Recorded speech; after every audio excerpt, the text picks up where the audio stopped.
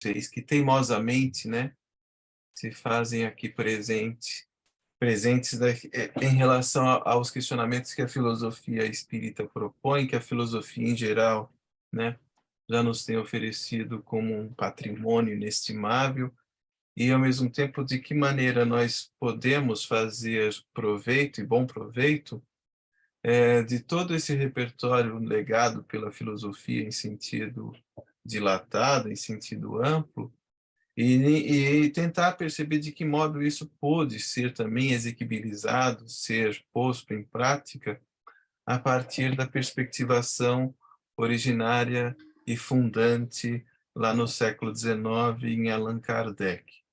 A ideia é, como sempre, tentar pensar de que maneira essa perspectivação filosófica resiste ou não, ou seja, de que maneira aquela perspectivação do Kardec, que fora tão bem estabelecida, inclusive pelos seus vários posicionamentos de perquirições, de questionamentos, de uma desenvoltura intelectual que eu considero maiúscula, desenvolta mesmo, de que maneira aquilo, em algum sentido, reverbera até hoje conosco, e de que maneira aquilo também foi posto de lado, foi posto à margem.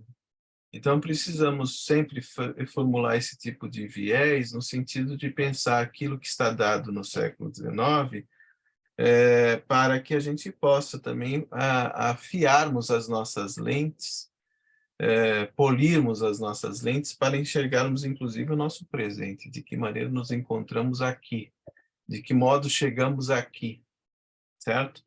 E eu acho isso importante, eu acho isso significativo. O que a gente aprende? A gente aprende em filosofia, né, que a filosofia ela possui variados enfoques ou modos de questionar. Eu costumo dizer que mais do que boas respostas, a grande filosofia ou a desenvolta filosofia tende a nos oferecer questionamentos de base que fazem com que a gente consiga suplantar o lugar comum, que é aquilo que na tradição se costumava dizer a doxa, o jogo da opinião, né? A gente aprende, né, com vários filósofos, eles, né, nos dão índices muito importantes a esse respeito. A gente aprende, por exemplo, com Merleau-Ponty, que o Merleau-Ponty diz: a verdadeira filosofia é reaprender a ver o mundo, é reaprender a ver o mundo. Eu acho que é muito disso, né? A gente precisa olhar para a experiência do mundo e tentar ver de que maneira aqueles enfoques outros podem ser recolocados em outras angulações, em outras perspectivações, para que a gente possa aprender ou reaprender com outros aspectos que devem ser tomados como também significativos. O Karl Jaspers também nos fala a respeito. A filosofia, diz ele, busca tornar a existência transparente a ela mesma. Ou seja, a perquirição racional procura retirar a opacidade do mundo e trazê-la no seu sentido mais desnudado, transparente, desde que a razão esteja bem orientada, né? O Cícero dizia que a filosofia é guia da vida. Eu acho que é muito importante também a gente pensar de que maneira a filosofia serve-nos de roteiro existencial para que ela também possa ser transformada em um modus vivendi, né? De que maneira aquilo tudo, todo aquele repertório reflexivo pode se traduzir igualmente em ação, né? A filosofia nos ensina a agir e não a falar, dizia o Sêneca, e a filosofia tem que ser pensada como um caminho que nos orienta para a verdadeira liberdade. Ou seja, essa ideia do Epicuro também eu considero bastante pertinente e superlativa, né? O Wittgenstein, o Wittgenstein, o segundo, né? A gente fala de o Wittgenstein primeiro e o segundo. O Wittgenstein dizia que a filosofia é a batalha entre o encanto da nossa inteligência mediante a linguagem, ou seja, de que maneira argumentamos de um modo a produzir efeitos quanto afetos que balancem as pessoas, retirem as pessoas do lugar comum, né? Então, a filosofia é essa batalha entre o encanto da nossa inteligência e a linguagem, de que maneira fazemos uso da defesa do argumento pelo uso da boa palavra. Eu acho que é também muito importante e significativo esse respeito. Então, a filosofia, ela tem esse caráter, né, que já há um bom tempo deveria nos acompanhar, que é a de se pensar que é uma máquina de ação, é uma máquina de guerra. O Cláudio Piano, um professor especialista no Spinoza, ele fala isso. A filosofia é uma máquina de guerra. Guerra no sentido grego, o polemos, tudo bem, gente? O polemos, né, em grego, é guerra. Então, a filosofia é uma máquina de guerra. E qual é o propósito? É uma máquina de guerra para resistir e não se deixar patologizar mesmo pela imbecilidade dos modos de vida dominantes. Ou seja, a ideia da filosofia é a de emancipar-nos dos lugares comuns, dessa doxa esterilizante, acomodatícia, e nos convidar mesmo a exercermos a nossa cidadania de questionadores. Então, eu acho que a filosofia tem de enfrentar esses horizontes no seu sentido mais grandioso. Então, entrar numa aula de filosofia, eu imagino que seja o quê? Que a gente pode pensar? Uma aula de filosofia, a gente tem que entrar dentro da alma mesmo e produzir aspectos de profunda modificação interior, né? E nesse sentido, a filosofia ela tende a exercer um papel de produzir-nos a vergonha mesma da ignorância. Precisamos nos incomodar com aquilo que ainda não sabemos, para que nos movimentemos na direção, né, de elastecermos conteúdo, perspectivas, ilações, reflexões. Então, ter vergonha da ignorância acho que é um passo bom para que nos movimentemos na direção da luz do conhecimento, né? Então, o conhecimento é a via por onde nos libertamos das amarras que nos atavam à nossa própria condição de inferioridade. Olha que bonito, saiu agora, achei que ficou bonito, ficou de efeito, né? Então, é um modo de nos liberarmos mesmo dos nossos primarismos de outrora, sobretudo se somos aqueles ainda numa perspectivação reencarnacionista. Só que esse conhecimento, ele precisa ser bem orientado, ele precisa ser bem conduzido, né? E acho que a ideia do conhecimento é a função ou o objetivo de desmistificar muita coisa, né? E a filosofia pode desmistificar tudo que é plausível, tudo que é possível, inclusive desmistificar o próprio conhecimento científico. Então, digamos assim, criar sentidos de amplificação, de abertura, de dilatação do nosso olhar, do nosso entendimento, da nossa própria sensibilidade, para que a efetividade do conhecer também nos proporcione a humanidade do afeto bem consciente. Percebe ou não? Para que a nossa ação seja mais digamos assim, colaborativa, intensa, efetiva e afetiva, como eu costumo dizer. Então, a filosofia ela não pode ser aquela que dê-nos assentamentos ao mundo já acomodado, já conhecido. Ela é uma potência, a filosofia é uma potência de questionamento racional que nos emancipa a alma, nos felicita enquanto espírito. Como dizia o Spinoza, nos alegra. É um afeto de alegria, de afirmação do ser. Tudo bem, não? Então, a filosofia tem de ter esse pressuposto, né? Que nos permite mapear tudo, valores, princípios, tudo que seja modos de pensar, dilatando a nossa visão sobre a experiência, sobre o mundo, sobre o próprio sujeito, tudo bem? E assim nos dá a desconfiança de desnudarmos qualquer coisa, discursos, pensamentos, ações, sentidos. Portanto, a filosofia nos confere, nos possibilita um repertório que nos situa com maior efetividade e segurança diante da complexidade da vida, em seu sentido mais amplificado. Então, eu imagino que a filosofia seja esse viés mesmo, sabe? De fazer-nos habilitados na direção de um conhecimento profundo, que nos proporcione uma visão global do homem, do universo, que nos dê, né, através de premissas, deduções, um espírito crítico que nos torne acessível mesmo a síntese da expressão maior do saber. Então, é importante interrogar, cogitar, é importante querer saber, se ver incomodado na direção do conhecimento, formulando sempre as boas perguntas, boas questões, e preocupados mesmo em aprofundar no porquê das coisas, né?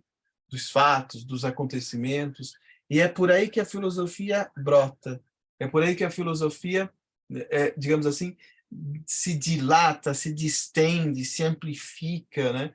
Então, a filosofia é a base mesmo de um conhecimento superlativo e essencial, profundo.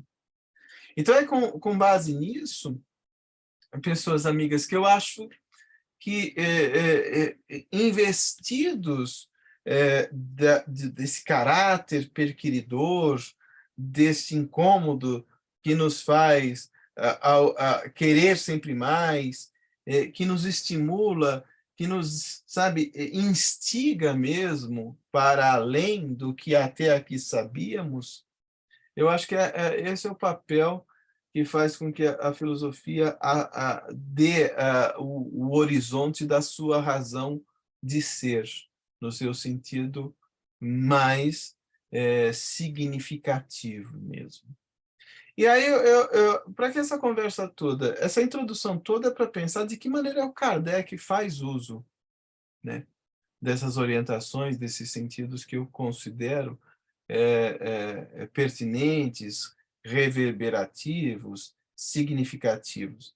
Porque o Kardec, quando ainda Hippolyte Léon Denis Rivail, ou seja, ainda não espírita, não, né, mas já sendo convidado a participar desde 1854 das mesas girantes, ele pôde ali reunir, né, um conjunto de questões de profundidade, para que aquele evento de salões europeus, até ali ocupados em atender à futilidade, os interesses pueris de uma plateia, de um público ainda, né, bastante imaturo em face de um fenômeno tão significativo, de que maneira o filósofo Kardec, o pensador, em face desse inusitado fenômeno, ele pôde dali retirar consequências muito graves, reflexões, digamos assim, maiúsculas, que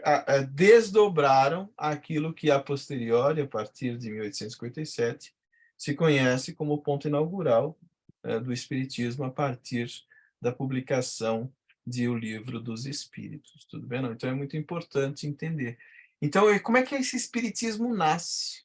Como é que surge essa perspectivação, né, dada a partir dessas interrogações, todas elas muito instigantes, muito estimulantes, formuladas a partir de Kardec. Tudo bem até aqui, hein, gente? Tranquilos? Podemos entrar no Kardec? Eu tenho muita coisa para fazer, para falar, e eu imagino que talvez nem dê tempo. Então, eu estou tentando acelerar um pouco para não... né? Vamos lá. Força e coragem, pode ser? Tudo bem? Ó, temos pessoas novas aqui, o Wagner Aranha, Ricardo Molino, Marisa, e mais. José Carlos chegou agora também. Ó, pessoas chegando aí. Então, posso desdobrar aqui o meu compartilhamento de tela? Vou desdobrar aqui o meu compartilhamento de tela, peraí. Aqui.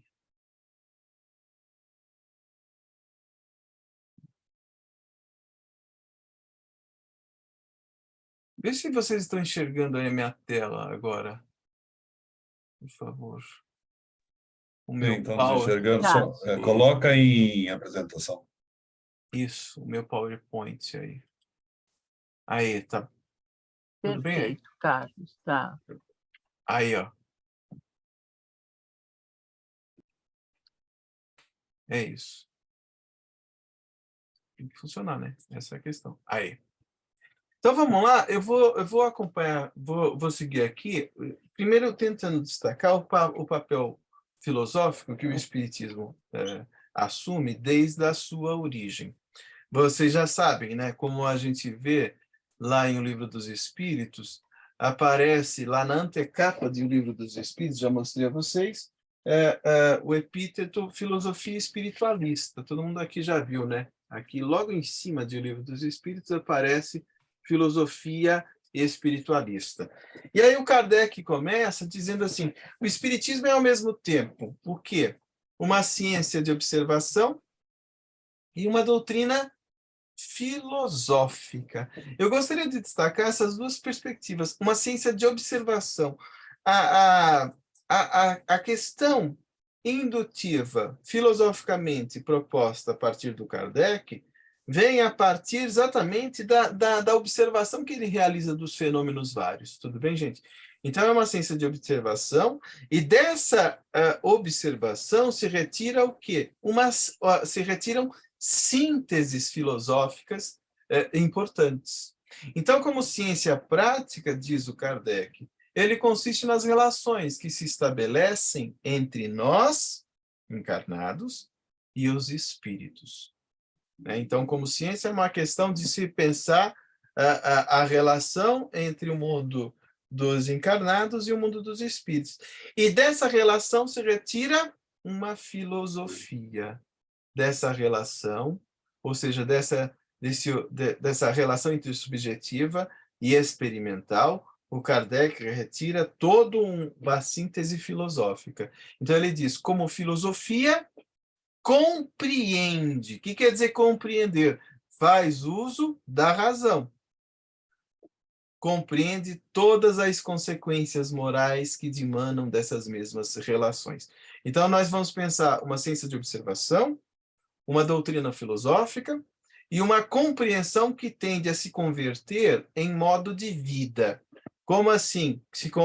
É uma compreensão que modaliza a nossa ética, que é o que o Kardec chama de consequências morais. Então, é muito importante. No espiritismo original, no espiritismo de Kardec, a moralidade é efeito, não é causa. A causa é o horizonte científico, é a síntese filosófica. Esses são os motivos, os a priori, tudo bem, não?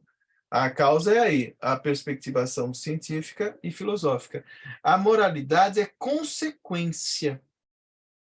Por que eu digo que isso é muito importante? Porque hoje, no movimento espírita brasileiro, foi tudo feito às avessas. Esse horizonte foi invertido. A questão da moralidade vem primeiro, e, portanto, vira um horizonte prescritivo moral, é religião, uma prescrição moral, e a perspectivação filosófica e científica ficam postos de lado. Então, o que se faz hoje é o avesso do que se fazia à época de Kardec. Podemos defini-lo assim, diz o Kardec, o Espiritismo é uma ciência que trata da natureza, origem e destino dos espíritos, bem como de suas relações com o mundo corporal. Se trata da natureza, nós podemos pensar uma ontologia. Está claro, não? Uma ontologia espírita. Se trata da origem, eu posso pensar uma metafísica. Uma metafísica, né? A perspectivação filosófica. Se trata do destino, eu posso pensar igualmente o quê? Eu posso pensar uma teleologia. Tá claro ou não? Uma teleologia. Então, a perspectivação do espiritismo ela é tanto ontológica, quanto metafísica, quanto teleológica. Está claro isso? Segundo o que está posto na definição lá de Kardec. Isso é muito importante de ser considerado. O Livro dos Espíritos diz-nos o Kardec, né? O Livro dos Espíritos diz-nos o Kardec. Contém a doutrina completa, como a ditaram os próprios espíritos, com toda a sua filosofia. Então, o Livro dos Espíritos, aquela obra de 1857, já é o grande tratado filosófico a partir ou por onde o espiritismo melhor se expressa. Então, com toda a sua filosofia e todas as suas consequências morais. Tudo bem, gente? Todas as suas consequências morais. De novo, a moral é efeito, é consequência, não é causa. Tá claro ou não? É a revelação do destino do homem, a iniciação no conhecimento da natureza dos espíritos e mistérios da vida de além-túmulo. De novo, dito por outras palavras, revelação do destino do homem, né? Vai discutir a questão ontológica, a metafísica, quanto a questão teleológica. Quem lê o Espiritismo, quem o lê, compreende que o Espiritismo objetiva um fim sério, que não constitui frívolo passatempo. Ou seja, até Kardec eram frívolos que se dedicavam às mesas girantes. Era passatempo, era curiosidade, era, no geral, uma experiência da futilidade da sociedade europeia como um todo.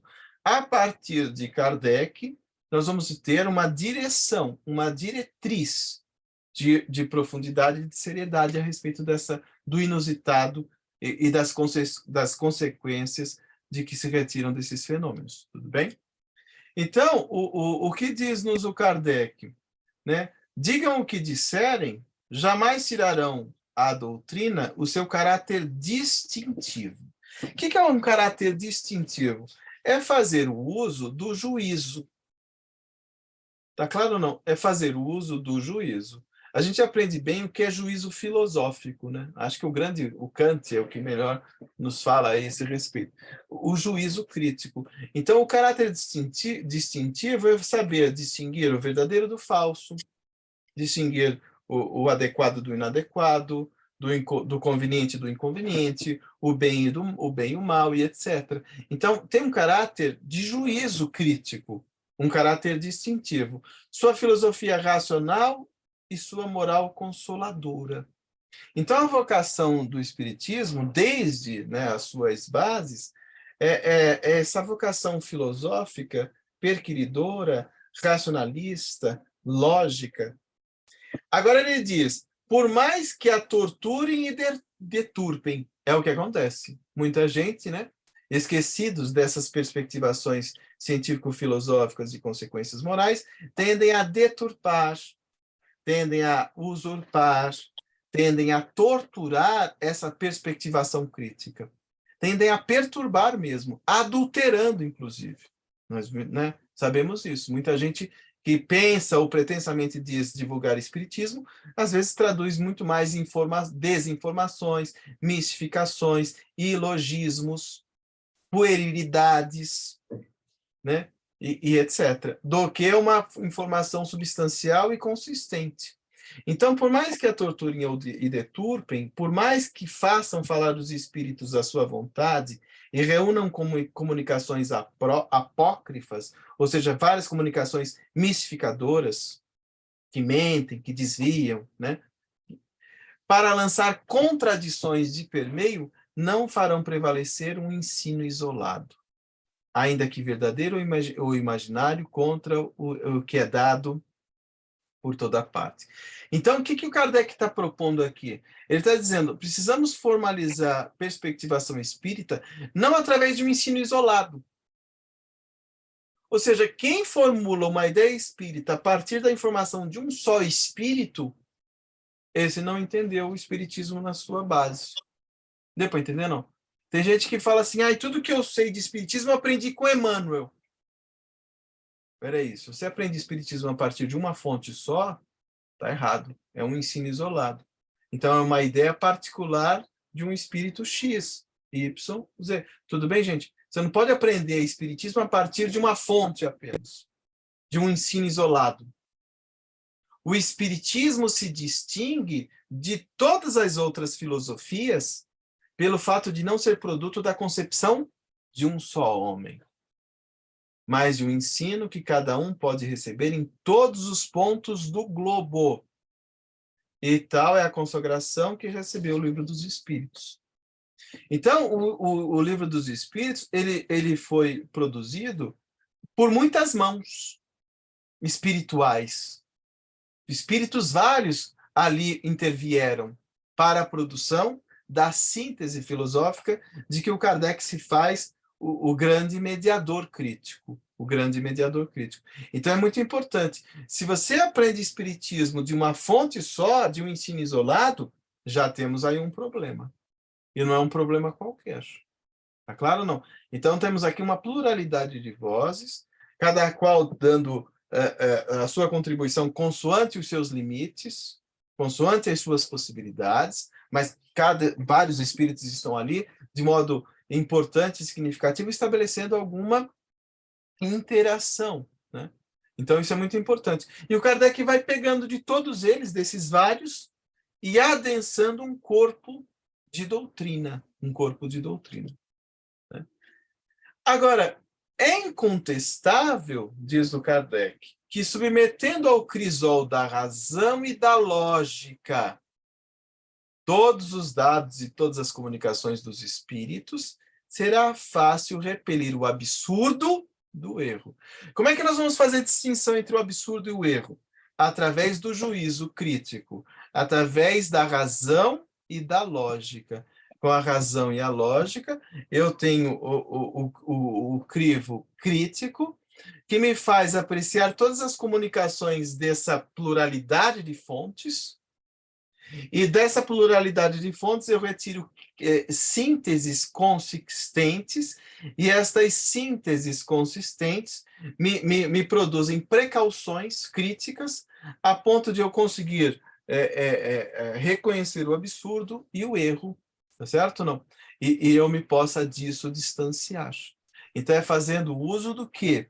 Não é aceitando tudo o que os espíritos dizem, submetendo tudo ao crisol da razão e da lógica. Tá claro isso, gente? Olha o cuidado do Kardec, né? O cuidado do Kardec em submeter a todas as comunicações espíritas a esses questionamentos de uma base filosófica consistente. Ou seja, o Kardec não se mobilizou por fé.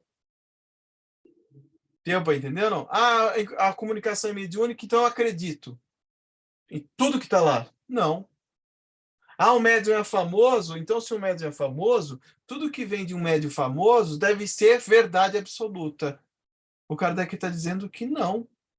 Não independe do médium ser famoso ou não, de o espírito ser conhecido ou não, tem que ser colocado para toda e qualquer relação entre encarnados e desencarnados a postulação de uma lógica e de uma razão que nos ateste segurança, para que eu possa aceitar ou rejeitar. Está claro isso ou não? É assim que deveria, pelo menos, né, ser a ação de todos nós espíritas. Tudo bem? Então, a distinção do verdadeiro e do falso se dá mediante o juízo, a crítica, orientados por uma sustentação lógica, por variadas angulações racionais, quando encarnados ou fora do corpo. Então, isso é importante. A lógica tem de ser uma via de mão dupla. O uso da razão, a argumentação racional, também é uma via de mão dupla. Então, tanto os espíritos superiores fazem uso disso, quanto nós outros, que interagimos com esse elenco de informações, também devemos agir. Está claro isso ou não? Então, é por aí que se faz filosofia espírita, um juízo crítico, permanente, reiterado, contínuo. Tudo bem? E aí, para se fazer o juízo, temos de estabelecer a crítica. E como é que é vista a crítica em Kardec? Como é que é vista a crítica em Kardec? Lá na Revista Espírita, Kardec diz: para criticar é necessário poder opor raciocínio a raciocínio. O que é a oposição? É estabelecer comparações, relações paradigmáticas. Tudo bem? É necessário opor raciocínio a raciocínio, prova a prova. Então, para que se estabeleça um juízo crítico, a gente precisa fazer um embate lógico, racional. Tá claro ou não? Será isto possível sem conhecimento aprofundado do assunto que se trata? Então, precisamos nos dedicar à experiência de um raciocínio em face dos vários outros raciocínios, para que a gente possa colocar tudo à prova, não se submetendo, não aceitando tácita e passivamente o que quer que seja. Essa é a postura espírita em Kardec. Tudo bem? E os espíritos? Os espíritos também fazem uso disso? Diz lá o Kardec em Livro dos Médiuns. A bondade e a afabilidade são atributos essenciais dos espíritos depurados. Ou seja, os espíritos superiores, eles são afáveis e bondosos. Não têm ódio, nem aos homens, nem aos outros espíritos. Lamentam as fraquezas, criticam os erros, mas sempre com moderação, sem fel e sem animosidade. Então, os espíritos superiores formulam a crítica, fazem uso de um juízo racional e lógico. Deu para perceber? Não. Eles criticam os erros. Eles fazem questão de apontar, de fazer a distinção do verdadeiro do falso. Tá claro ou não? Então, eu acho isso bastante significativo. É somente por extensão que a palavra criticar, diz o Kardec lá em O que é Espiritismo, se tornou sinônima de censurar, em sua acepção própria e segundo a etimologia. Ela significa julgar, apreciar. Então, criticar é uma postura filosófica de fazer uso reiterado e afirmativo do juízo, da apreciação, para que eu possa rejeitar ou aceitar o que quer que seja, para que eu possa fazer um filtro significativo. Então, criticar é julgar e apreciar, diz-nos o Kardec. A crítica pode, pois, ser aprobativa ou desaprobativa, ou seja, eu posso aceitar, quanto posso rejeitar. E é fundamental que assim o façamos. Fazer a crítica de um livro não é necessariamente condená-lo. Quem empreende essa tarefa deve fazê-lo, sem ideias preconcebidas. Porém, se antes de abrir o livro já o condena em pensamento, o exame não pode ser imparcial. Ou seja, eu não posso combater a pessoa de. Tudo bem, gente? Eu não posso combater a pessoa de. Eu preciso fazer um embate entre ideias. Então, aqui não temos nenhuma oposição, animosidades, em relação à pessoa de quem quer que seja ela encarnada ou desencarnada. Nós vamos estabelecer um juízo crítico para que coloquemos as ideias dessas pessoas sob questão. Tudo bem, gente? Porque é importante que a gente estabeleça a crítica às ideias e não a pessoas. As pessoas podemos amá-las, inclusive, não necessariamente concordando com tudo que elas propõem. Deu para entender, gente? É claro isso, eu posso discordar do outro sem deixar de amá-lo, ainda assim. Tá claro? Isso não, é muito importante.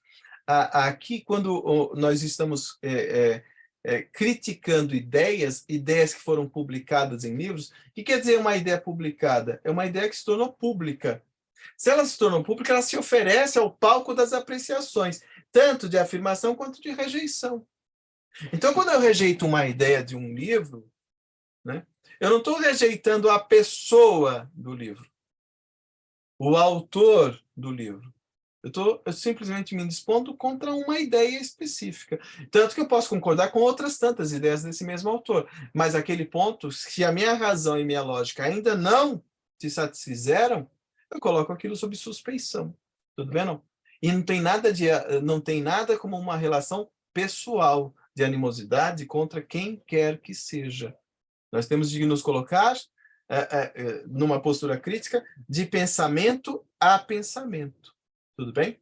É essa a ideia que o Kardec nos exemplifica com muita segurança. Por exemplo, o Kardec escrevia os textos e, às vezes, os espíritos vinham e criticavam. Ó, tem que reformular o que você fez, não ficou bom. Refaça. Tudo bem? E o Kardec, com muita humildade, aceitava as críticas, procurava ver o ponto, né, problemático para ver se aquilo realmente merecia reparo ou não. Olha o Kardec respondendo ao Espírito Verdade. Criticaste outro dia o trabalho que eu havia feito e tiveste razão, ou seja, a crítica do Espírito foi bem feita. O Kardec aceitou.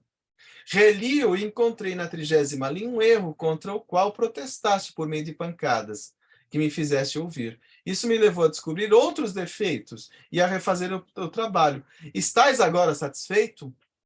Acho o melhor, mas aconselho-te que esperes 1 mês para divulgá-lo. Olha a precaução dos espíritos. Olha a interação do Kardec. O Kardec criticava, mas também recebia crítica. E isso sem ferir suscetibilidades, sem melindres. E isso é muito importante. Isso é muito importante que façamos. Tudo bem, gente? Tá claro isso? E aí vem o Kardec em O Livro dos Médiuns. Em se submetendo todas as comunicações a um exame escrupuloso. O que é um exame escrupuloso? Um exame crítico.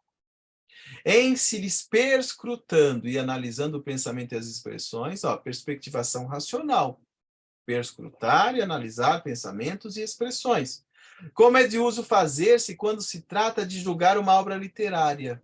Fazer uma formulação de um juízo crítico, rejeitando-se sem hesitação tudo que peque contra a lógica e o bom senso. Então, se algo fere a lógica e o bom senso, a gente vai, sem hesitação, rejeitar. Tá claro? Não. Sem nenhum problema. Né? Sem nenhum problema. Tudo que desminta o caráter do espírito que se supõe ser o que se está se manifestando, leva-se o desânimo aos espíritos mentirosos, que acabam por se retirar, uma vez que fiquem bem convencidos de que não lograrão iludir. Porque há espíritos também mistificadores, quando aplicamos o critério lógico-racional, criamos uma precaução em relação a esse tipo de assédio. Repetimos, diz-nos o Kardec, este meio é único, mas é infalível, porque não há comunicação má que resista a uma crítica rigorosa. Então, o que o Kardec está dizendo? Nós nunca devemos abandonar o método de uma crítica rigorosa. Essa é a nossa precaução, é o nosso antídoto para que não venhamos a cair em mistificações em face de mensagens apócrifas. Os bons espíritos nunca se ofendem com uma crítica rigorosa. Nunca se ofendem, desde que sejam bons espíritos. Pois eles próprios a aconselham. Então, essa crítica rigorosa é, inclusive, aconselhada pelos bons espíritos. Eles próprios a aconselham. E porque nada tem de temer do exame. Espíritos embusteiros e mistificadores tendem a criar a aversão a críticas. Tudo bem? A aversão a críticas. Eles são melindrosos em relação a críticas.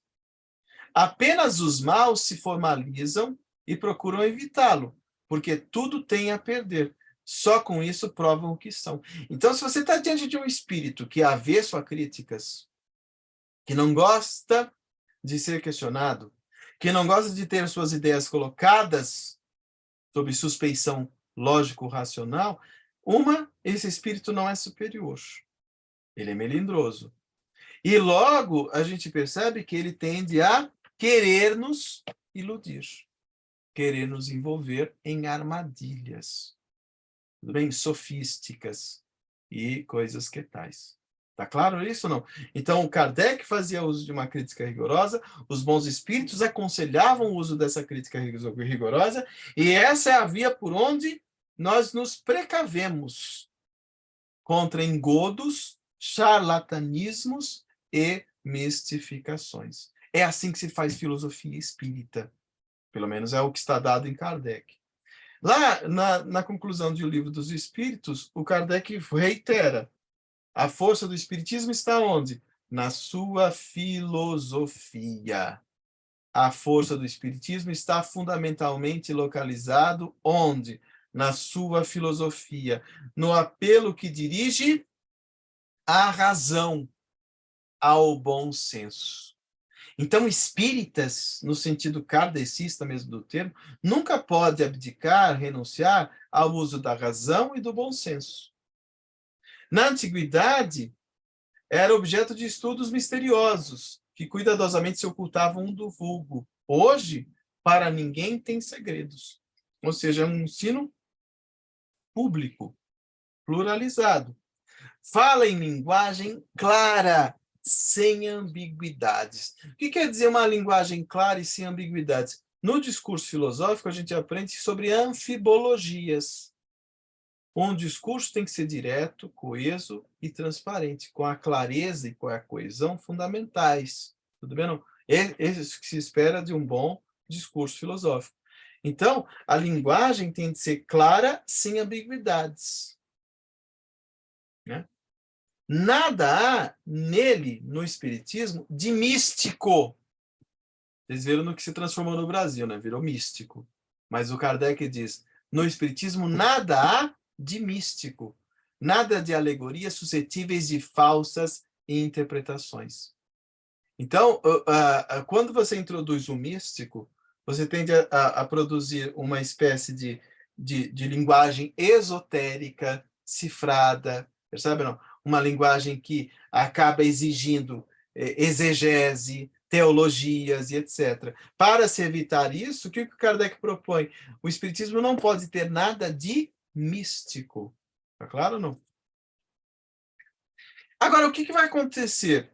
Vai acontecer que, em face do que foi apresentado, com a segurança que o Kardec propôs e os espíritos superiores reafirmaram, reverberaram, que nós vamos encontrar muitas ideias espíritas estranhas, ou à margem mesmo dessa noção kardeciana. Ou seja, vários espíritos, por variados médiuns, depois de Kardec, né, trouxeram posicionamentos estranhos a esses propostos pelos benfeitores ao Kardec. Então, a gente chama isso do quê? De oposições. Oposições ao espiritismo kardeciano, ao pensamento kardeciano. Oposições aos horizontes racionais do kardecismo por parte de espíritos avessos à crítica. Tudo bem? Como é muito espírito que a gente poderia elencar, eu vou escolher alguns, pode ser ou não? Eu vou trazer alguns com os quais nós partilhamos mais contato, uma estreita convivência enquanto leitores das obras. Emmanuel e André Luiz, por exemplo. Né? Então, por exemplo, olha o que o Emmanuel diz no livro Fonte Viva, lá no prefácio. Olha o que o nosso Emmanuel, através do Chico Xavier, diz no livro Fonte Viva, lá no prefácio. Ele diz assim: Allan Kardec, desde o início do ministério a que se consagrou, imprimiu à sua obra um cariz religioso. Gente, isso é verdade? O Espiritismo de Kardec, desde o início, imprimiu à obra um cariz religioso, um caráter místico, religioso? Ou a gente acabou de ler que o Espiritismo não tem nada de místico? Você percebe ou não? Emmanuel já começa desinformando. O Kardec propôs que a doutrina espírita tem uma base científico-filosófica, consequências morais, e fazendo uso da razão e da lógica, nada tem de místico. E aí lá vem o senhor Emmanuel e tende a dizer o contrário. De que não podia ela ausentar-se, tendo até acentuado que o espiritismo é forte porque se assenta sobre os fundamentos mesmos da religião. Deus, alma, penas e recompensas futuras. Turma, Deus, alma, penas e recompensas futuras são assuntos exclusivos da religião? Porque o argumento dele é que o espiritismo é religião porque fala de Deus, fala de alma, fala de penas e recompensas futuras. Gente, vocês não aprendem, né? Nós estudamos o Aristóteles, a hipótese que ele faz da substância para falar de Deus, numa via somente filosófica. Nós vamos encontrar Plotino nos falando de Deus em perspectivações filosóficas. Nós vamos encontrar Descartes nos falando de Deus, nos falando de alma, em perspectivação filosófica. Então, tudo isso também é importante se pensar. E tais assuntos, já te passo, Gabriel, tais assuntos não são exclusivos da religião. Você pode tratá-los em perspectivação lógico-racional. Tudo bem? Fale, Gabriel, perdão. Gabriel? Ô, meu caro, que isso? Então, é só para lembrar lá no final uma pergunta que eu tive, suscitou agora, né? Não precisa ser agora, mas você fica à vontade. Até que ponto foi Emmanuel que escreveu isso ou algum bem-intencionado que resolveu alterar esse conteúdo, entendeu? Esse trecho aqui eu acho que é inconfundivelmente de Emmanuel, né? Ah, é? Não, Uhum, não tem como abrir margem, não. Não tem como entendi. abrir margem, não. Esse aqui está lá no prefácio de Fonte Viva. Aliás, todos os prefácios dos livros do Chico Emmanuel que fazia, né? Aqui eu acho que não dá margem para a gente tentar pensar outra coisa, não. Pode ser? Entendi, claro. Para Agora, esclarecer. agora o Emmanuel diz assim, ó, aceitamos perfeitamente as bases científicas e filosóficas. Percebe que o Emmanuel ele está sabendo que ele está colocando o Kardec sob questão. Aceitamos perfeitamente as bases científicas e filosóficas em que repousa a doutrina, as quais nos ensejam a adquirir a fé raciocinada, capaz de encarar a razão face a face. Contudo, o Emmanuel está querendo dizer com esse contudo aí, maroto, malandrinho? O que é esse contudo? Ou seja, eu entendo que o Kardec defende as bases científicas e filosóficas, né? Contudo, sobre semelhantes alicerces, vemo-la ainda e sempre em sua condição de cristianismo restaurado. O que quer dizer esse vemo-la? Eu, Emmanuel, vejo de modo diferente de Kardec. Contudo, quer dizer, eu estou discordando do Kardec, o Kardec vê de um jeito, eu vejo de um outro. Tudo bem, gente? Tá claro? Ele está com clareza dizendo, ó, Kardec está pensando do jeito dele, eu estou pensando do meu. Então, o Emmanuel está propondo o quê? Uma ideia particular. É a ideia dele contra a de Kardec. O contudo aí está querendo dizer contra. É uma oposição. Ó, Kardec vê o Espiritismo assim, contudo, eu, Emmanuel, vejo em condição de cristianismo restaurado. Tudo bem, não? Então, é muito importante que se entenda isso. O Emmanuel tem o direito de pensar diferente de Kardec? Tem. Nenhum problema. Não acho nenhum problema pensar diferente. O Emmanuel tem direito de discordar de Kardec? Também tem todo o direito de fazê-lo. Bem, Kardec não é Bíblia, tem que ser lido como uma aceitação absoluta e inconteste. Não. O Emmanuel pode discordar. E, tudo bem, gente? O problema é, ele precisa dizer isso, e a gente precisa ter clareza que essa ideia é dele, não é kardecista. Porque eu lembro que o Emmanuel mesmo disse ao Chico o seguinte, Chico, o dia que eu te ensinar algo contrário a Kardec, me abandona e siga Kardec. Lembra? Ele já disse isso para o Chico várias vezes.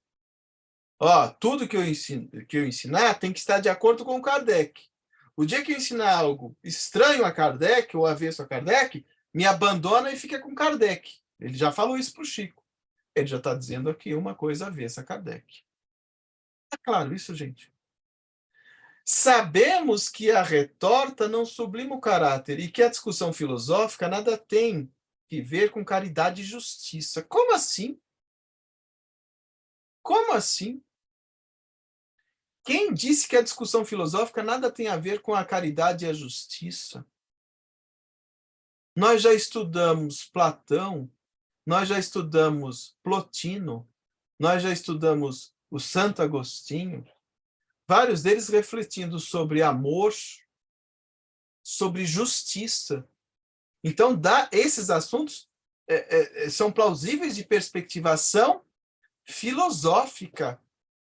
Nós vamos encontrar no Spinoza o amor intelectual de Deus, tá claro ou não? Nós vamos encontrar a perspectivação de justiça nos gregos da tradição. Então, a discussão filosófica nada tem a ver com caridade e justiça. Essa é uma ideia pessoal de Emmanuel que não tem base no que a gente estuda em filosofia. Isso aqui é um desvio, é uma desinformação, inclusive. É uma generalização fraca do ponto de vista argumentativo. É uma generalização muito fraca.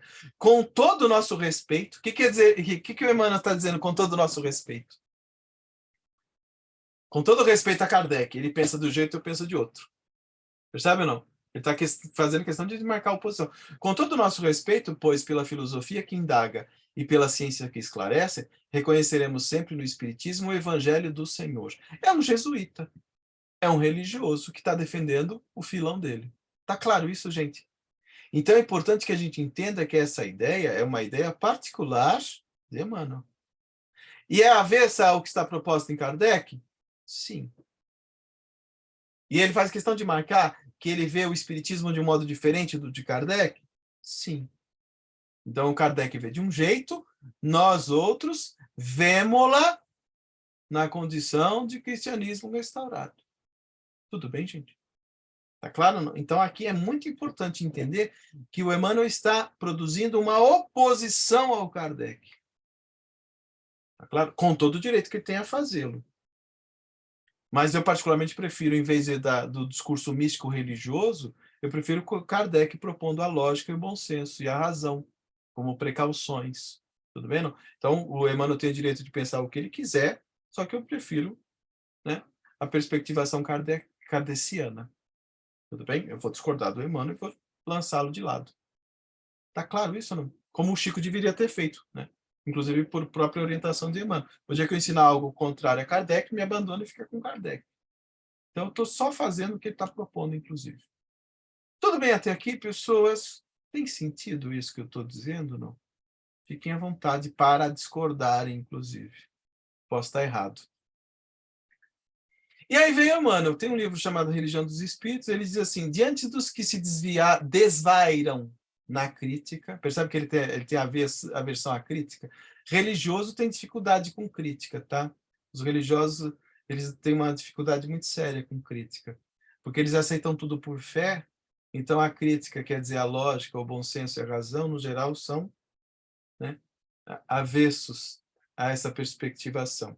Diante dos que se desvairam na crítica, observa a facilidade com que te entregas aos julgamentos irrefletidos e pondera que serias igualmente compelido ao braseiro da crueldade se não fosse algum ligeiro dístico da prudência que consegues mentalizar.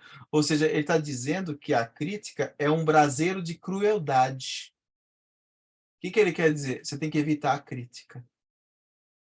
Percebe ou não? Evita a crítica. Isso é um braseiro de crueldade. Ou seja, o que Emmanuel está sendo aqui? Antifilosófico. Antifilosófico. Porque para fazer filosofia, você tem que fazer uso da crítica. Os benfeitores apreciam a crítica, diz-nos o Kardec. O Kardec também fazia exercício da crítica. E o Emmanuel acha que a crítica é um braseiro de crueldade. Aí ele, de novo, em outra página, faze da língua instrumento de críticas incessantes e acabarás guardando na boca uma placenta envenenada, servindo à parturição da crueldade e do crime. Ou seja, a crítica é a parturição da crueldade, é a parturição do crime. Tudo bem? Não? É uma placenta envenenada. Então, ele é avesso à crítica.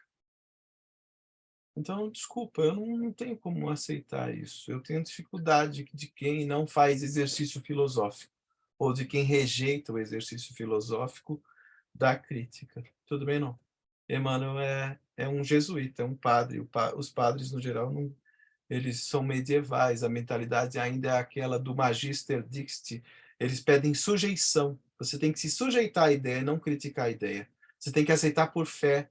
Percebe? Adesão tácita e passiva.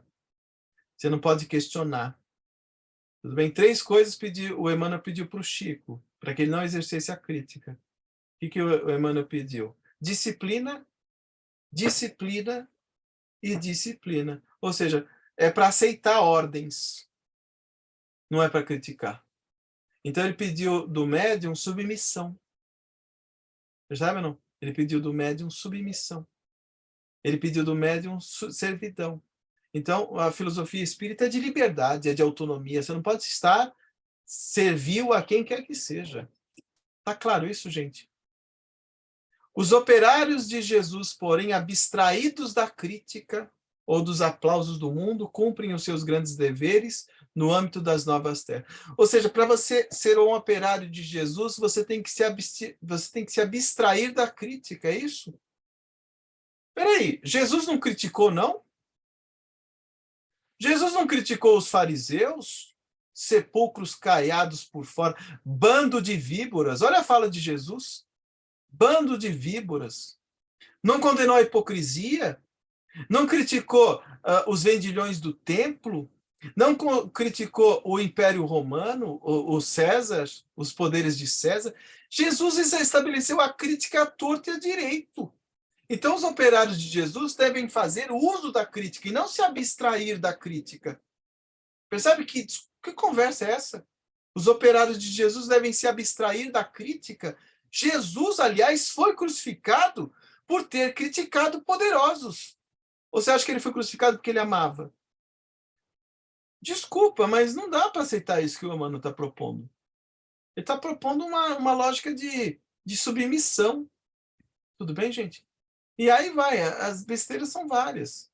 Se um amigo aparece errado aos teus olhos, cala o verbo contundente da crítica, ajudando-o com a bênção da prece. Ou seja, a Eliane é minha amiga e ela produz um equívoco. Eu não posso chegar nela e falar, minha amiga, pensa isso que você está fazendo, não dá para fazer de outro jeito, não dá para pensar por outras vias.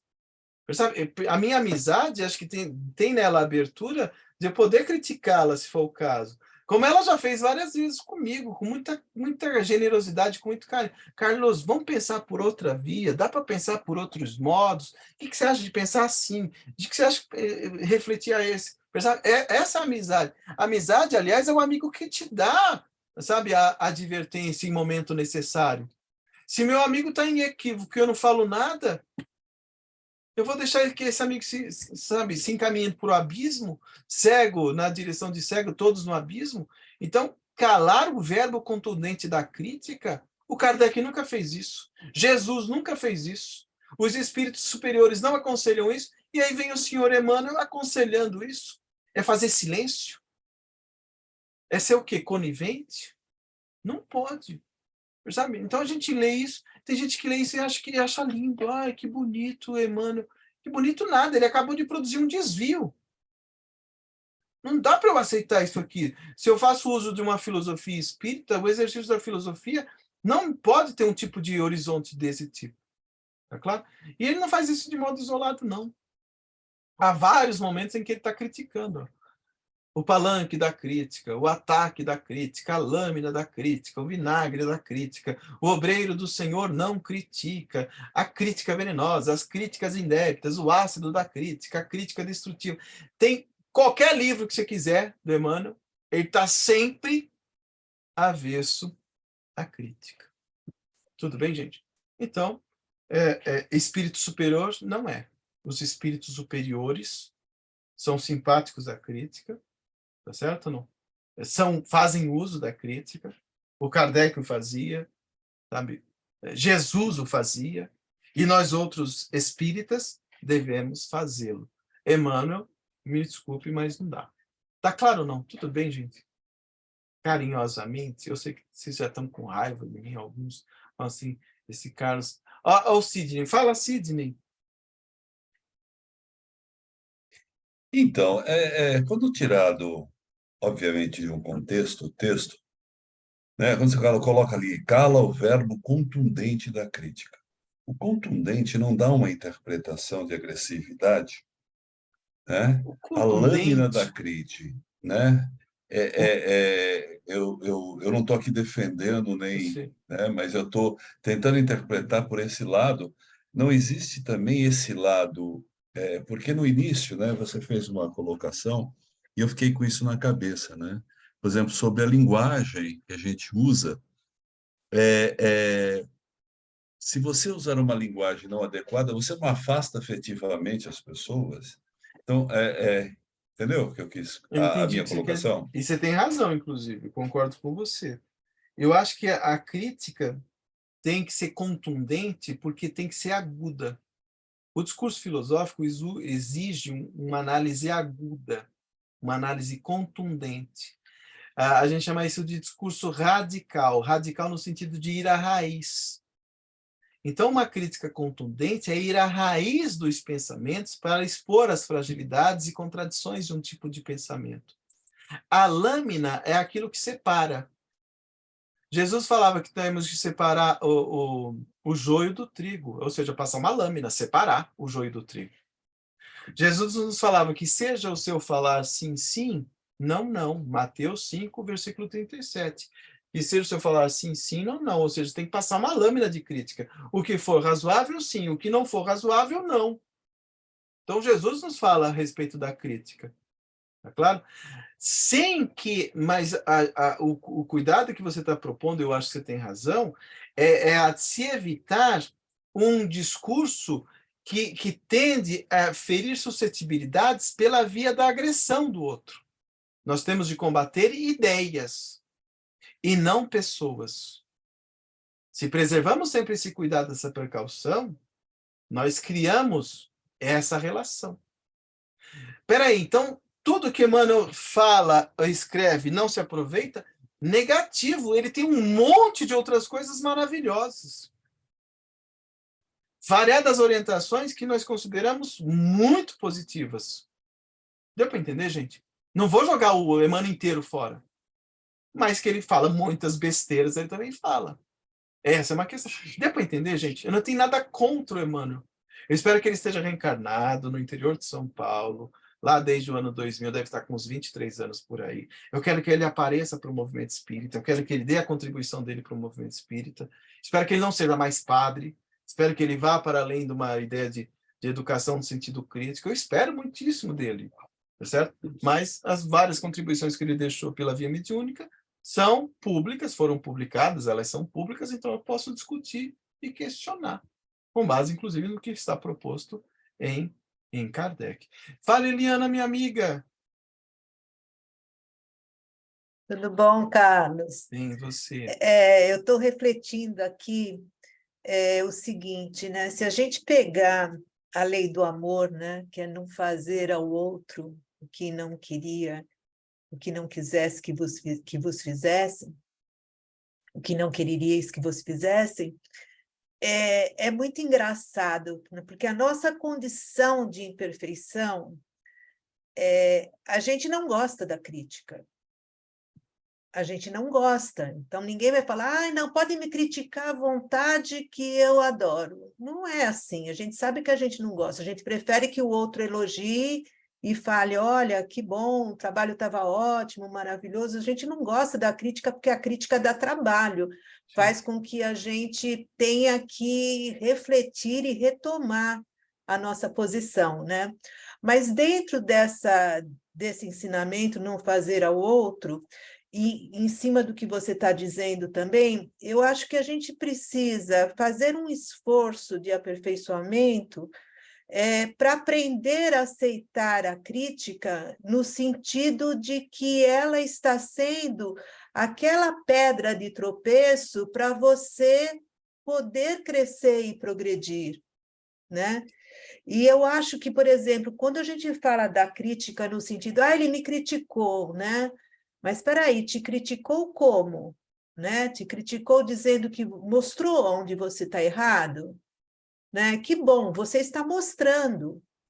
Você está mostrando alguns pontos do Emmanuel, né, que merecem, nesse instante, a nossa crítica, não o nosso desamor por ele. Eu estava pensando aqui, né? Porque dá uma sensação esquisita de meio que a gente estivesse traindo, sabe? Tudo que ele fez pelo movimento espírita, aquela coisa toda, né? Mas, de repente, se ele for um espírito puro, um espírito mais aperfeiçoado, ele vai gostar dessas críticas e da próxima vez não vai fazer mais. Porque a proposta da crítica não é ad hominem, ou seja, não Exato, é contra a pessoa é contra o pensamento proposto. exato. E se é uma pessoa humilde, ela tende a repensar o que ela fez, o que ela disse, o que ela escreveu. Como eu estou aqui me expondo publicamente, eu posso ser, e devo ser criticado.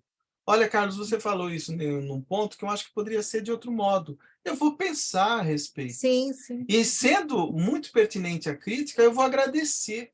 Eu falo, puxa vida, eu não tinha pensado por aí. E você tem razão, realmente dá para se pensar melhor por aqui do que por onde eu estava indo. Então, Sim, e a crítica, nesse vocês... sentido, te convida. Sim, Sabe? Eu porque acho que a pessoa ser omissa naquilo que você está no engano, ela também não está sendo amorosa com você, porque ela está fazendo com que você persista, né, naquele caminho que não está correto. a Então, indiferença, a a indiferença. conivência, Exato. a indiferença, a conivência e a omissão, eu acho que mais perturbam do que a crítica. Sim. Eu não vou criticar porque é um espírito que se comunica pelo Chico, e o Chico... Não, não tem nada a ver, gente. Eu amo o Chico, eu aprendi muito com Emmanuel, aprendo, mas não me submeta a tudo que está proposto. E, respeitosamente, eu tento colocar argumentos para dizer o meu posicionamento. Eu posso estar errado, inclusive. Eu posso estar errado. Não, mas Aí pelo que alguém vem... você está demonstrando, mostrando e demonstrando através do seu encadeamento, tem razão o que você está falando, né? No mínimo, é prestar mais atenção no que está escrito e no que está sendo passado, né?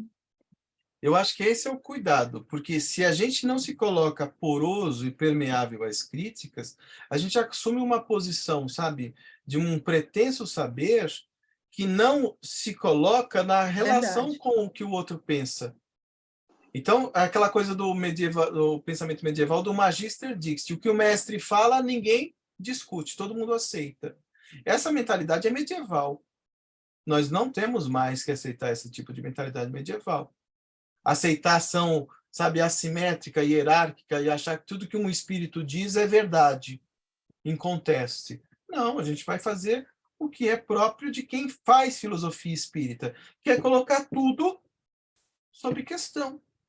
Por outro lado também, Carlos, desculpa só para terminar, muitas vezes o Emmanuel se refere à crítica maldosa, sabe? Aquela crítica que não é produtiva, mas é uma crítica no sentido de denegrir o outro, que é uma coisa, não sei.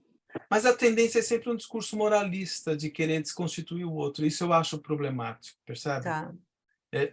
Eu acho que o discurso tem que ser do debate de ideias. Quando você entra pela via do moralismo puro, sabe, e pretenso, vira um discurso realmente de doutrinação, de cooptação do outro, sabe? Me parece que com essa versão toda do Emmanuel pela crítica, é uma ideia de criar em torno do seu pensamento, sabe, uma aura de impenetrabilidade. E, portanto, ele está propondo uma aceitação de tudo que ele diz. Você tem que aceitar tudo que eu digo e não criticar. Percebe? Não? Porque eu disse, peraí, não é assim. Não é assim. Né? Fale, Davi.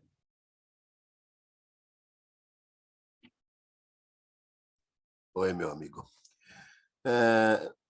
Eu concordo, ou melhor, eu corroboro com você. Tudo isso aí, eu acho que com um grupo de filosofia, a gente já sabe como é o Emmanuel ou como é o André Luiz. Não que eles não sejam importantes, eles são super importantes, né?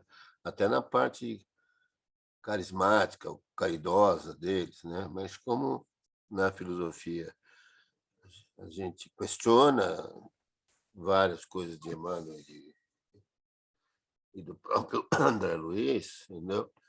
Isso é latente,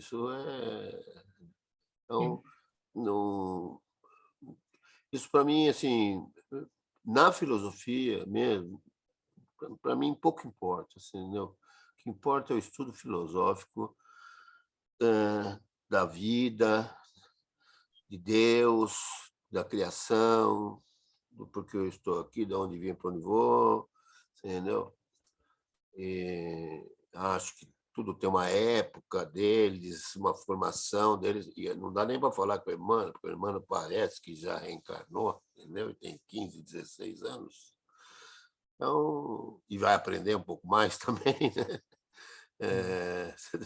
Então, isso para mim não é pouco importa. Eu concordo com você, a crítica é muito importante, porque a crítica, você critica, a verdadeira crítica é você conhecer os valores do autor, entendeu? E analisar com teus valores. E aquilo pode ser que não bata, entendeu? Pode ser que ainda não funcione. Então, é isso. É democrático, né? Inclusive. É democrático, né? Totalmente. Né? E não falar mal do cara. Não, nunca é contra a pessoa de quem nunca quer que é contra a seja. pessoa. É sempre o debate de pensamento a pensamento. É sempre Sim. isso. É sobre a ação, né? Sim. Agora, de onde o Kardec retira as fontes dele? As fontes dele, ele retirou de um monte de médiums, através de mais de 50 médiums escreventes, nunca uma fonte só. Porque eu vejo muito espírita que se tornou espírita por causa de um médium, e que tudo que vem sobre espiritismo só vem por causa desse médium, através desse médium, numa fonte só. Então a gente vai encontrar quem só pense via Ramatiz, quem só pense via, que é o Hercílio Mais, quem só fique o tempo inteiro só divulgando coisas de um médium só, que é o Chico, né, os chiquistas por aí, que nós vamos encontrar os vários, os zivaldistas que estão por aí também, aos montes, e assim vai. O Kardec nunca fez isso, ele nunca colocou, apostou as fichas dele num médium só, através de mais de 50 médiuns escreventes, falantes, videntes, mais ou menos esclarecidos, tudo bem, não? O em que ele retira o quê? Absolutamente estranhas matérias filosóficas. Então, a fonte do Kardec é plural. Não está personificando ninguém. Não está idolatrando médium nenhum. Percebe, não? Interrogamos aos milhares, diz o Kardec, espíritos que na Terra pertenceram a todas as classes sociais, ocuparam todas as posições sociais. Estudamo-los. Olha a posição filosófica. Em todos os períodos da vida espírita, a partir do momento em que abandonaram o corpo, acompanhamos-los passo a passo na vida de além-túmulo, para observar as mudanças. Olha um caráter filosófico de Kardec, para observar as mudanças que se operavam neles, nas suas ideias, nos seus sentimentos. Então é produzir um horizonte de uma perspectivação ampla, interrogando espíritos aos milhares, médiuns aqui, vários deles. Aplicando esses princípios às comunicações que nos são enviadas, diremos que em 3.600 comunicações, há mais de 3.000 que não são que são de moralidade irreprochável e excelentes como fundo, mas que desse número nem 300 merecem serem publicados. Então, de mais de 3.600 mensagens, nem 300 merecem publicidade, ou seja, publicação, e apenas 100 têm mérito fora do comum. Então, o que acontece? Hoje em dia, o espírito escreve qualquer coisa e os médios publicam tudo que vem sem filtro. Olha o filtro que o Kardec fazia. Percebe ou não? Então, esse é um cuidado de um crivo lógico racional ativo, operante mesmo. Percebe ou não? E isso eu acho legal. Né? Diz na posição em que nos encontramos a receber as comunicações de perto de 1.000 centros espíritas sérios, achamos-nos em condições de observar sobre que princípio se estabelece a concordância. Então, olha o tanto de gente com quem Kardec interagiu. As fontes aqui são várias do Kardec. Então, é dali que se tira o quê? Sínteses racionais sobre o que ele observou no mundo espírita. E aí, o que ele observa? O que ele observa? Por exemplo, né, isso aqui é muito interessante. Ele fala sobre a sensação dos espíritos no mundo, né, no mundo espírita, no mundo espiritual. Há sensações que têm sua fonte no próprio estado de nossos órgãos. Ora, as necessidades inerentes ao nosso corpo não podem ocorrer desde que o corpo não existe mais. Então, necessidades corpóreas no mundo dos espíritos, segundo Kardec, não tem razão de ser. O espírito, portanto, não experimenta fadiga, nem necessidade de repouso, nem de necessidade de nutrição. Isso vai contra André Luiz. O André Luiz faz exatamente o contrário. Porque não tem nenhuma perda a reparar. Nutrição é uma perda fisiológica. Se eu estou falando de um espírito que não tem necessidade fisiológica, não tem perda. Então não precisa comer, não precisa dormir, não precisa, sabe? Então, as necessidades do corpo determinam as necessidades sociais, que para os espíritos não mais existem. Então, isso aqui está na contramão do que a gente lê em André Luiz. Vocês concordam? Hein? E aí você vai ver lá o Kardec questionando aos espíritos, e aí os espíritos respondendo: ó, falta-me a realidade dos prazeres. Não sou bastante evoluído para fluir uma felicidade moral. Desejo tudo que vejo, isso me é uma tortura. Ou seja, os espíritos têm desejos? Têm, mas eles não podem serem satisfeitos fisiologicamente, porque não há mais corpo, tá certo? Então, vários informes dos espíritos nessa direção. Vários informes dos espíritos nessa direção. Então, o Kardec fala assim, ó o espírito do cura Bizet. Encontrei lá em cima muitos desses infelizes mortos nas torturas da fome, ainda procurando em vão satisfazer uma necessidade imaginária. Aqui o espírito fala de ilusão das necessidades da carne. Ou seja, espírito que aparece em reunião mediúnica pedindo para comer, pedindo para beber. O que a gente faz numa reunião mediúnica? A gente tem que falar, né? No geral, a gente fala: não, meu irmão, você não tem mais o corpo, você não tem mais essas necessidades fisiológicas, etc, etc. Não é assim que você faz uma reunião de desobsessão? No mundo lá do nosso lar, eles comem, bebem, vestem e etc. Ou seja, se esses espíritos do nosso lar aparecem numa reunião mediúnica, a gente vai fazer o quê? A gente vai falar que eles estão certos? Ou a gente vai falar: não, meu irmão, você não tem mais corpo, as suas necessidades são ilusões das necessidades. É uma necessidade imaginária. Tá claro ou não? Então você vai encontrar isso em Kardec várias vezes. Aí você vai lá no André Luiz, Missionários da Luz, no prefácio de Emmanuel. Aí o Emmanuel é esperto, ele é muito esperto, eu acho. Ele diz assim: se a leitura te assombra, ou seja, é o que você vai ler aqui em Missionários da Luz, né? Se a leitura te assombra, se as afirmativas do mensageiro te parecem revolucionárias, ele está sabendo que está contrário a Kardec. Ele está sabendo que ele está rompendo com o que a gente acabou de ler em Kardec. Revolucionário quer dizer, está virando tudo de cabeça para baixo. Você aprendeu em Kardec de um jeito e o André Luiz está falando que é de outro jeito. Então, ó, se te parecem revolucionárias, ou seja, se a gente está revertendo o que o Kardec disse, recorre à oração e agradece ao Senhor. Ou seja, não critica, não. Não critica o André Luiz, recorre à oração e agradece ao Senhor o aprendizado, pedindo-lhe que te esclareça e ilumine, para que a ilusão não te retenha em suas malhas. A gente pode aplicar isso a ele. Tá vendo? Então ele está dizendo: eu estou rompendo com Kardec, o André Luiz está oferecendo ideias revolucionárias, avessas às de Kardec. O que você tem que fazer? Recorre à oração, fica quietinho, não discute não. Tudo bem, não? Gente, eu acho isso muito eu não consigo nem rir mais disso. Eu acho isso muito, muito sério. Olha o Emmanuel agora no prefácio de Nosso Lar. Emmanuel no prefácio de Nosso Lar. Guarde a experiência dele no livro da alma, a experiência do André Luiz no mundo espiritual. Lembra do André Luiz no umbral, etc, etc? Guarde a experiência dele no livro da alma. E aí ela diz bem alto que não basta a criatura pegar-se à existência humana, mas precisa saber aproveitá-la dignamente. Aí vai, né? Aí ele diz assim: precisamos, em verdade, do espiritismo e do espiritualismo, mas muito mais de espiritualidade. Ou seja, espiritismo e espiritualismo, não é tão importante, não. O que é importante mesmo é a espiritualidade. Está percebendo o que ele está dizendo aí ou não?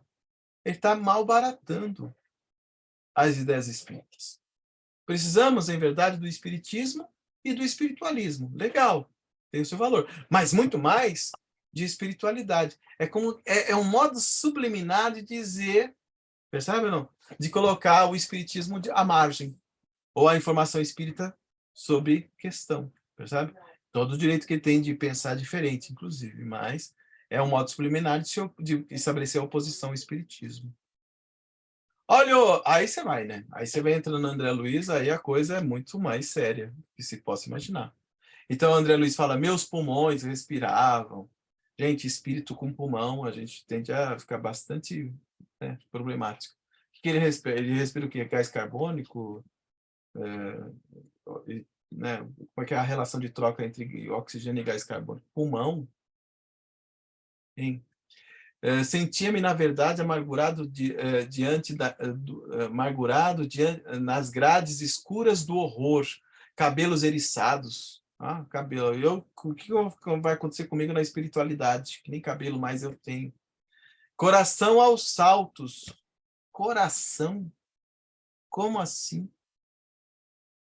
Medo terrível. Ele adora o discurso de medo. Todo discurso religioso tende a produzir medo, né? Meio dantesco aquela coisa. Voz estentórica, lamentos, formas diabólicas, rostos alvares, expressões animalescas, assombro, medo, receio, pavor. É a linguagem que propõe medo, que propõe pânico. O modo de você catequizar é propor a submissão do outro através do medo. Pessoa ser temente a Deus. Percebe? É uma ideia bastante punitivista, que não tem base no espiritismo. De início, as lágrimas lavavam-me incessantemente o rosto, ou seja, ele tem vias lacrimais, né, no perispírito, que lágrimas vêm ao rosto. Gente, isso aqui é a ideia corpórea. Só tem ideia corpórea aqui, não tem ideia espiritual. Seres monstruosos. E aí vai. Ele continua. Em algum momento, o problema religioso surgiu tão profundo aos meus olhos, em momento algum, aliás, né, quando ele é encarnado, agora, diante do mundo espiritual, em momento algum, o problema religioso surgiu tão profundo aos meus olhos. O problema religioso, tudo bem, não? Ele é um religioso. Os princípios puramente filosóficos, políticos e científicos figuravam-se-me agora extremamente secundários. Está vendo a armadilha dele ou não, contra Kardec? Ou seja, o que é importante, segundo André Luiz? A religião. E a filosofia, a ciência? Coisa secundária. Está entendendo a armadilha que ele está propondo aqui, avesso a Kardec, gente? Então, os princípios puramente filosóficos, políticos, científicos, figuravam-se agora extremamente secundários. Sabe, é uma forma de desprestigiar a filosofia, de desprestigiar a ciência para defender o seu viés religioso, o seu cariz religioso, segundo a linguagem dele. Tudo bem, não? Verificava que alguma coisa permanece acima de toda cogitação meramente intelectual. Percebe, não? Então ele está, de novo, desconstruindo, deslegitimando o intelecto. Gente, eu aprendi com Jesus que o que liberta é conhecimento, é o intelecto. Conhecereis a verdade e a verdade vos libertará. É o conhecimento que liberta. Ele está contrário à ideia de conhecimento, está contrário à filosofia, está contrário à ciência. Esse algo é a fé. Ou seja, verificava que alguma coisa permanece acima do intelecto. O que é algo que permanece acima do intelecto? A fé. Gente, isso é medieval. Isso é a teologia anquila a filosofia. A filosofia é serva da teologia. A fé é superior à razão. O medieval diria isso. O senhor André Luiz também diz. E a fé é superior. No umbral que ele falava tudo isso? Sim, mas depois do umbral ele sentou para escrever isso aí. Depois do umbral que ele sentou para escrever isso aí. Percebe ou não? Nunca procurar as letras sagradas com a luz do coração. O Kardec busca ler lá no Evangelho segundo o Espiritismo as letras sagradas com a razão. Ele vai fazer um exame de uma moral universal. É isso que ele diz no Evangelho segundo o Espiritismo. Não vai se preocupar em questiúnculas de exegese bíblica, de teologia bíblica. O Kardec está dizendo, eu não quero saber disso. Eu quero saber de retirar uma síntese de uma moral universal. E o nome disso é ética. Ele procura as letras sagradas com a luz do coração, não com a luz do intelecto, com a luz da razão, com a luz da lógica. Kardec faz o contrário. Identificava-as através da crítica de escritores menos afeitos ao sentimento e à consciência. De novo, né, contra a crítica. E aí vai, gente, é um monte de coisa. Fome, sede, barba crescendo, roupa se rasgando, ó. A roupa começava a romper-se. Gente, roupa que se rasga, a gente supõe o quê? Tem uma indústria têxtil lá? Tem indústria têxtil lá. Você vai encontrar lá indústria têxtil, fábrica de suco, eles comendo proteína e carboidrato, teve a revolta do carboidrato e da proteína em nosso lar. Gente, não dá, hein? Por maior que fosse a cultura intelectual trazida do mundo, não poderia alterar agora a realidade da vida. De novo, contrária à cultura intelectual, percebe? De novo avesso à filosofia, de novo avesso à ciência. Meus conhecimentos ante o infinito assemelhavam-se a bolhas de sabão. Ou seja, conhecimentos é uma coisa que você joga fora.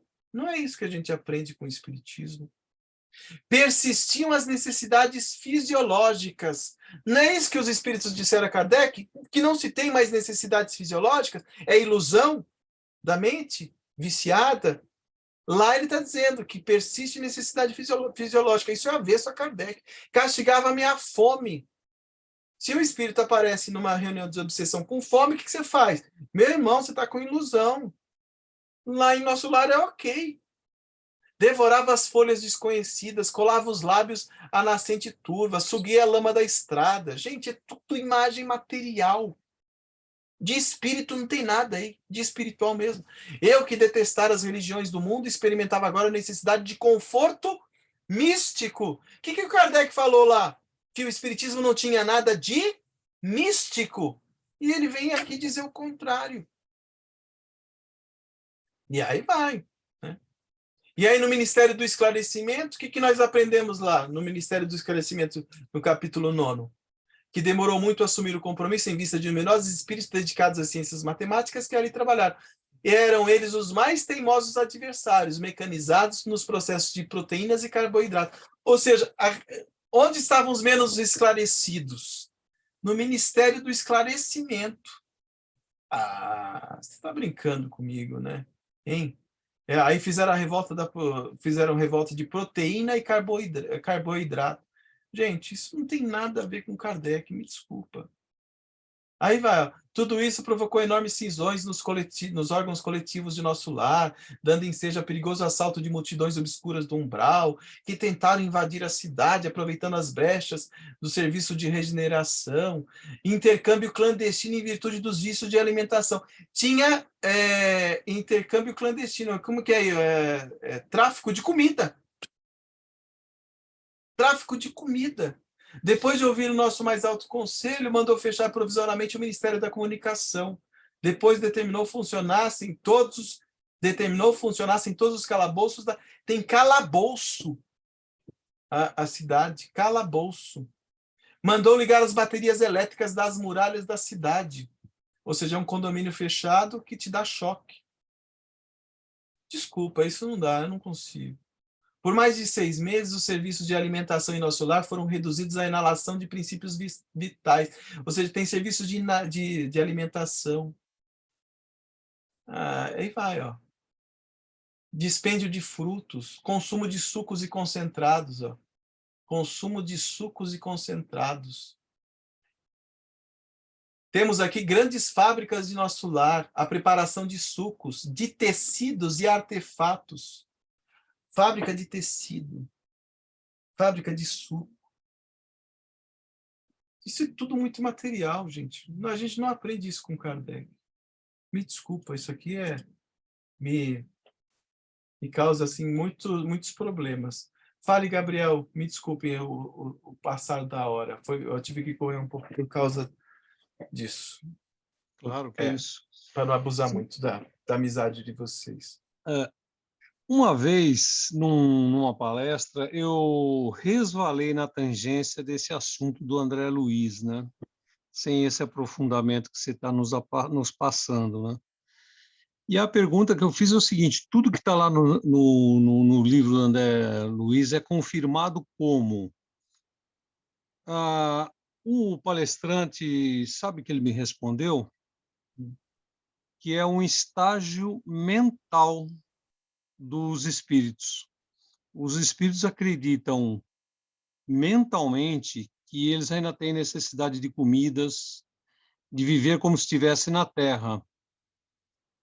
Aquilo me deu assim continuei na dúvida, entendeu? Mas o que eu quero dizer para você é o seguinte: é essa a resposta que nós vamos encontrar nos centros espíritas, entendeu?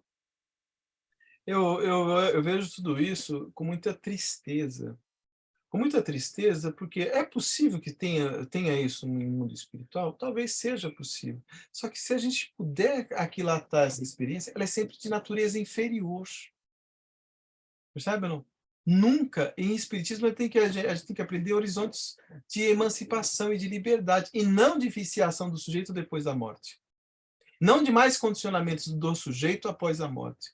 Quando eu tenho informes de mais condicionamentos, de mais viciação, de desdobramento daquilo que a gente já vive aqui no terra a terra, isso é mais do mesmo. Eu não preciso de uma obra do André Luiz para saber disso. Eu já estou vivenciando isso aqui durante a experiência corpórea. O que a gente aprende em Kardec são horizontes de emancipação desse estado de coisas. Isso são ilusões de espíritos ainda em estágio de bastante debilidade evolutiva, de bastante problema mesmo. Então, isso não pode ser dito como se fosse normal. Esse é um sério problema. Então, eu acho que o nosso antídoto é pensar que a filosofia espírita é esse lugar por onde devemos transitar para desconfiar dessas coisas. Vamos desconfiar. Tem muito espírita querendo ir para o nosso lar. Esse lugar eu não quero. Me desculpe, parece pretensioso, mas eu não quero. Um lugar que vai dar desdobramento ao que eu já sei aqui, o que eu já vivo aqui, aos condicionamentos que eu já tenho aqui. Eu, como espírito inferior que sou, eu já sei de tudo isso, eu quero me liberar disso, eu não quero replicar isso no mundo espiritual.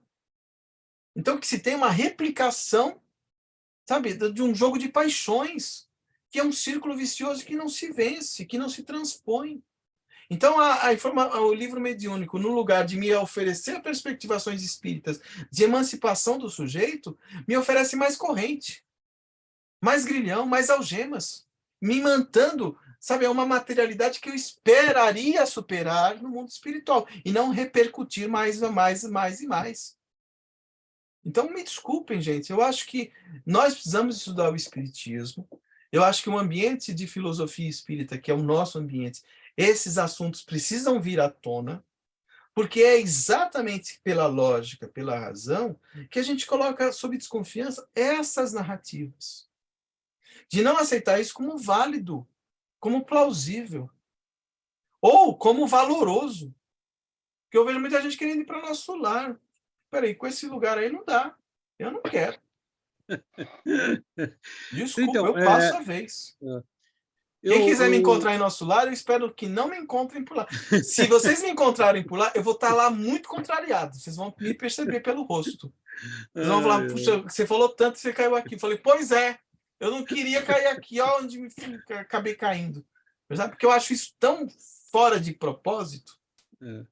Quando você fala das defesas religiosas e do arcaísmo aí das ideias medievais, eu concordo plenamente, porque cientificamente, logicamente, filosoficamente, isso já foi superado.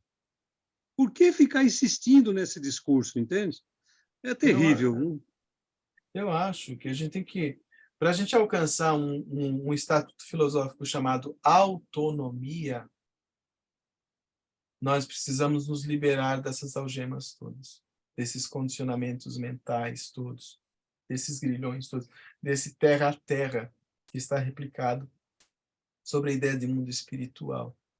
Com Kardec a gente aprende outras coisas que não passam de largo em relação a isso.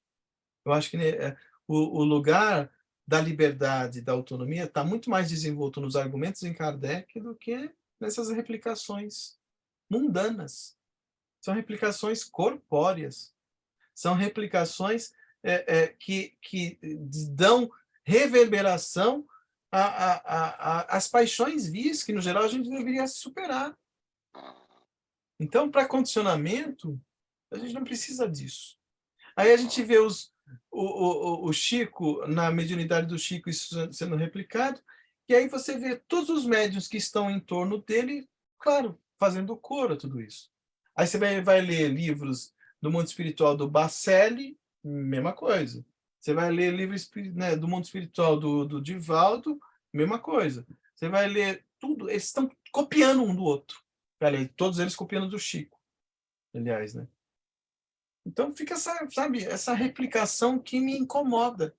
Porque para quem pensa filosofia espírita, para quem faz uso de uma razão mínima de desconfiança do que seja o espírito nas suas potencialidades, o que se tem aí são cárceres.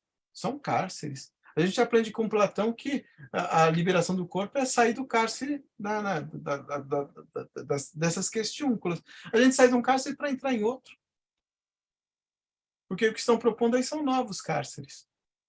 Pô, a cidade é eletrizada. Se você tentar entrar ali, você toma choque. É uma lógica condominial de exclusão. Desculpa, eu não consigo ver isso. Eu não consigo. Eu não consigo pensar em Jesus vendo isso. Sabe, não? Eu tenho muita dificuldade de pensar essas coisas. Então, eu continuo ainda com Kardec, continuo ainda com Jesus. É conhecimento que liberta. Essa coisa de fé passiva, essa adesão de crença, sabe, frágil, eu acho muito problemático. Essa coisa de condenar a filosofia, de condenar a ciência, como eles fazem várias vezes, eles estão fazendo isso subliminarmente, eles condenam o uso do intelecto. O Espiritismo não, afirma o uso do intelecto e da razão. Eu li para vocês aqui, eles estão condenando o intelecto, a afirmação. Não, é só religião. A religiosidade é consequência, a gente aprendeu com Kardec. E não é o a priori do ser. A fé não pode estar acima da razão. Quem pensa a fé acima da razão é medieval. Medieval. A gente não é mais medieval, a gente é pós-iluminista. Estamos no mundo pós-iluminista. A gente não mais aceita esse modelinho de uma fé que submete à razão. Essa mentalidade jesuítica medieval não tem lugar no espiritismo, mas está por aí, funcionando à torta e à direito. E é isso que vai acontecer quando a gente lê o Herculano. A gente está vendo o quê? Igrejas espíritas. Centros espíritas são igrejas. É um bando de beato, prestando idolatria a médiuns, aceitando essas informações sem critério, sem filtro nenhum, tomando tudo isso como verdade, e a gente fica todo mundo, sabe, batendo palma para essas coisas.